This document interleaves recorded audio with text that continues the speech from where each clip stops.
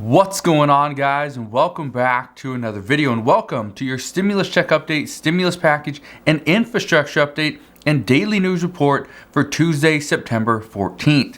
We actually have some very good news that's coming out today. Some of it is regarding the infrastructure bill, the $3.5 trillion stimulus package that many lawmakers are trying to push through. We got good information regarding the CPI data that came out this morning. So I'm going to address all of that in just a second. First, I just want to say hopefully you guys are having a great day. Your week's going incredible. But if you could and you enjoy these daily uploads, do me a favor, go ahead and hit that like button. Now, let's get into the update. First, we know right now that Senator Joe Manchin is one of the biggest hurdles within the Senate. He's also making it harder for the House of Representatives to get a bill done because as of right now, and even in the past, Senator Joe Manchin has been kind of advising House moderates how to negotiate and deal with Speaker Nancy Pelosi. It's turning into a little bit of an issue. However, even though Senator Joe Manchin is one of the bigger hurdles, currently, Kyrsten Sinema has mentioned that her objections are not all the same as what Senator Joe Manchin is saying. So now, and again, for the past month or so, many reports where Joe Manchin is saying this, Kyrsten Sinema and other moderates are kind of just following along. Well, that's not what the reports are now. According to the new reports, Kyrsten Sinema has her own demands. Kyrsten Sinema opposes this $3.5 trillion infrastructure bill for other reasons. However, she is going to do her due diligence. She's going to make sure that what is passed in this bill is exactly what she believes the American people need and the economy needs as well. So, the hard part here is the Senate or Democrats are trying to do whatever they can to give to Senator Joe Manchin and Kyrsten Sinema and to other moderates without alienating the other Democrats in the House and the Senate. That's turning into a big issue. What we do know, and this is part of the good news, is Senator Joe Manchin and Kyrsten Sinema, both of them are in favor of extending the child tax credit payments. This is one of those things that, according to many reports, President Biden is pushing, and this is one of those things that has to be included into this next bill. Whether it's for 4 years or 2 years, the reports don't indicate, but the reports are indicating that he is pushing for this. Well, just the other day, we did see that the Ways and Means Committee officially pushed this and to establish this for another 4 years, so until 2025. That's part of the good news. The other good news, and again, we're probably going to see changes here. As of right now, we don't see them yet. But here's what we know. This child tax credit payment extension for an additional 4 years, it's not going to change as to who qualifies. Not yet. It's going to be any child between 0 and 5 gets a $300 per month child tax credit payment. Any child between the ages of 6 and 17 gets $250 per month. That doesn't change. The income eligibility for parents, for the guardians, that doesn't change as well. If you are single, you make up to $150,000 per year, you still qualify for the full benefit. If you are a family, right, you are a couple, you can make up to $400,000 per year. So those income limitations are still there, but we don't know. Will there be a requirement to work for continuing education? I addressed this yesterday. It's possible, but we will see. But let's get into the CPI data that came out this morning. And this is actually very good news. The month-over-month data rose. The month-over-month inflation, it rose 0.3%. This means year over year, we're at 5.3%. The expectation was we would rise 0.4%. So we actually beat that expectation by 0.1%. That is actually good news. But here's the bad news. In order to really see deflation, in order to really see we are going back to normal, going back to that 2 to 3% year over year inflation number, in order to see that, we need to be in the 4% range. So we need to beat this next one, and we need to get to 4.9, 4.8%. That would be a good beat. But right now we're not there. New vehicles, they did continue to rise by 1.2%, but this rise is actually slowing. I believe in July, the CPI data came in and we saw new vehicles increase by, I think, 1.7%. So even though they're continuing to rise, they're not rising so rapidly. And that's part of the good news, is that we're not seeing runaway inflation. Well, that helps for the upcoming infrastructure and stimulus bills. We also saw used cars and trucks decline by 1.5%. Airline fares decreased by 9.1% month over month. This isn't year over year, this is month over month. And we knew this was going to happen. And this happens all the time because people are not traveling as much. So prices go down. People are worried about the Delta COVID variant. Well, they didn't travel as much. Well, prices went down. So we saw in June, July, prices were going crazy, but it was because more people were traveling during those times. And when the demand it exceeds the supply, that's where prices really start to surge. So we're starting to see that the supply right now is exceeding demand, which is bringing prices back down. This is good news. Lodging also dropped by 3.3% month over month. Rents only increased by 0.3% though. And I thought this was interesting because everyone's saying rents are going up, they're gonna go to the moon. Well, by 0.3%, that's not going to the moon.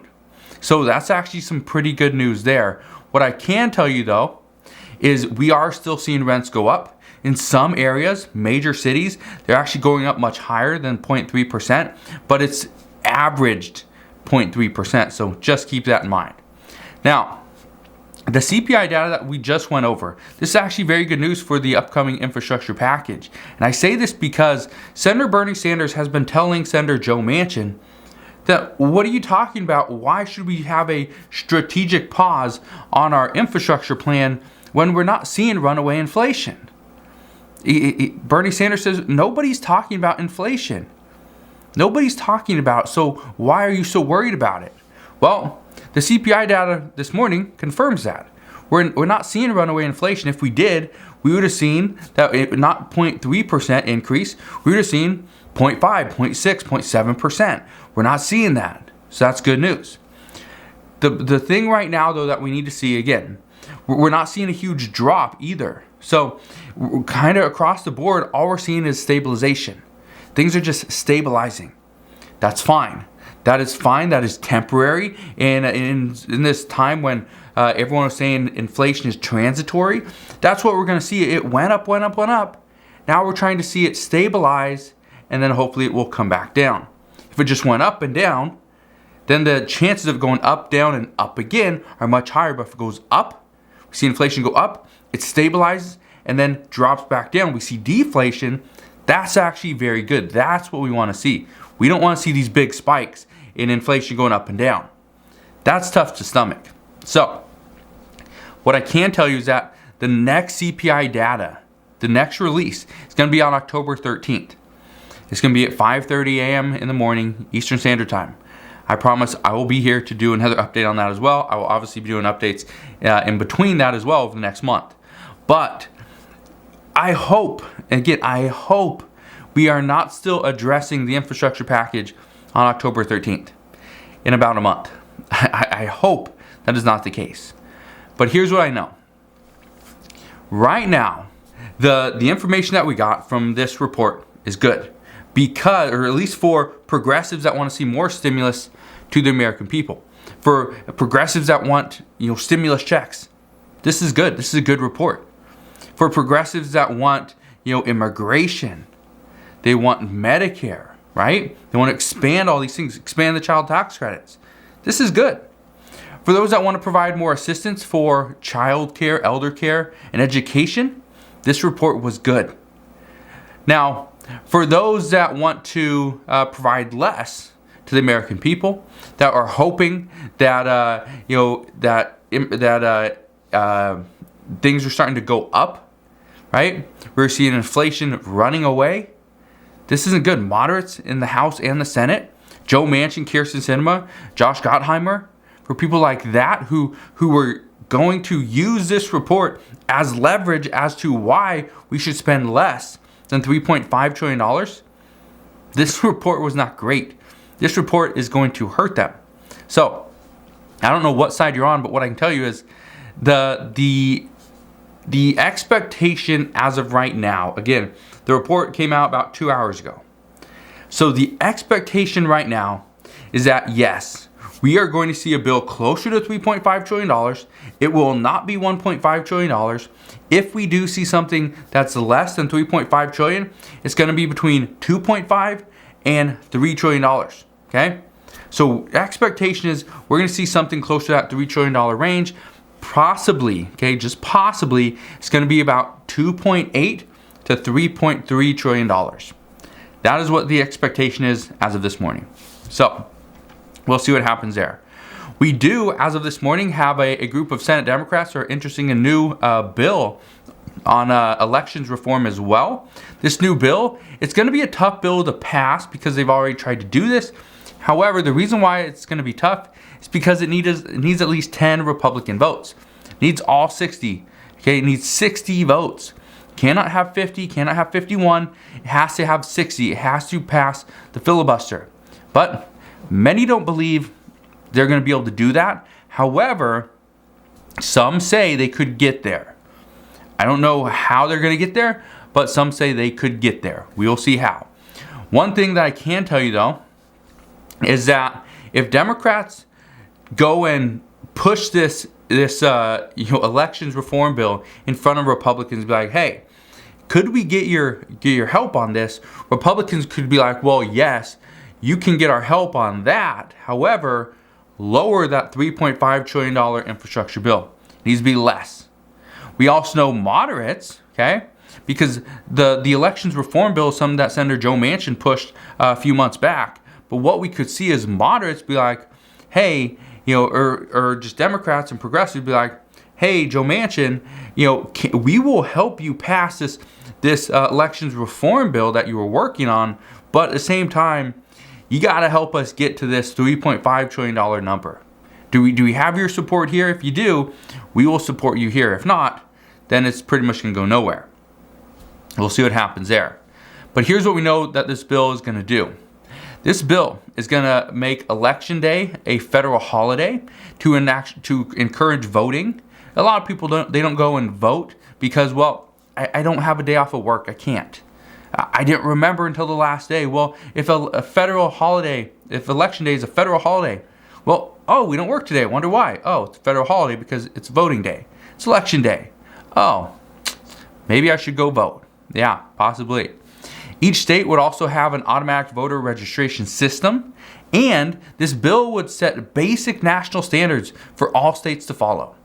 And that's what they're trying to do, is make sure every single state is on the same page, basic standards, okay? Nobody's doing anything different, whether it's a Republican state or a Democratic state, everything's just set the same. However, it cannot be set the same to benefit Democrats. It cannot be set the same to just benefit Republicans. It just has to be set the same where every single party has the same benefits. That's going to be the hard part to try to get through because Democrats don't want to give Republicans any additional benefits. Republicans don't want to give Democrats any leverage either. Makes sense. So we'll see what happens there. But in COVID news, experts are saying that the COVID vaccines still work. They say, yes, they still work. There are breakthrough cases. However, they remain very low. Hospitalizations are extremely low and deaths are extremely low as well. They still say that getting a vaccine is our best bet. But here's the issue. In less than 1 week, on September 20th, we are supposed to be able to go and we are now eligible for a booster shot. Here's the problem. That may not happen as quickly as the Biden administration is wanting. According to reports, the White House, CDC, and FDA are not on the same page here. They all agree that the antibodies from the vaccines, they do decrease over time, but, and a booster shot is needed at some point, but they can't agree on the timing of the booster shot. They can't agree, and if now is the right time or not. The CDC believes that booster shots by September 20th is extremely unrealistic. We know that the Biden administration wants to be the leader on COVID, and currently we're following behind other countries that are already administering booster shots. Even Israel is working on a 4th shot to their people. We're thinking about working on the 3rd one, but they're already on number 4. So the Biden administration is looking at this and be like, hey, we're behind. We need to step up our game. So we're going to see what happens there. What I can tell you, though, is all these things are now starting to boil over. There's a lot of people with issues on the vaccine mandates. There's a lot of people with mask mandate issues.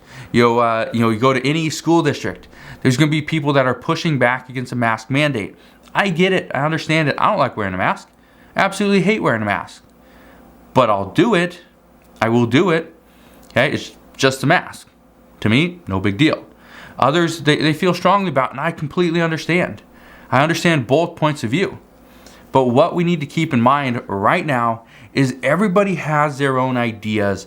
Everybody has their own beliefs. And we need to be, accepting of that. I think right now a lot of people aren't. A lot of people aren't accepting of the fact that, oh, that person isn't wearing a mask. Wonder why. Let's just understand that they're not wearing a mask. Okay, let's do our part and hopefully we'll be fine. But that's what we know right now. Again, there's a lot of stuff going to happen today and tomorrow. Most likely Thursday, Friday as well. Okay, I promise I'll be here every step of the way. I might, depending on what information comes out, earlier this afternoon, I might do a 3rd video. It all just depends. But again, I will be on here later on today for sure. So if you have any questions whatsoever, please ask your questions down in the comment section below. Again, thank you guys for watching. Have a wonderful rest of your day. Consider subscribing, and I'll see you guys on the next one.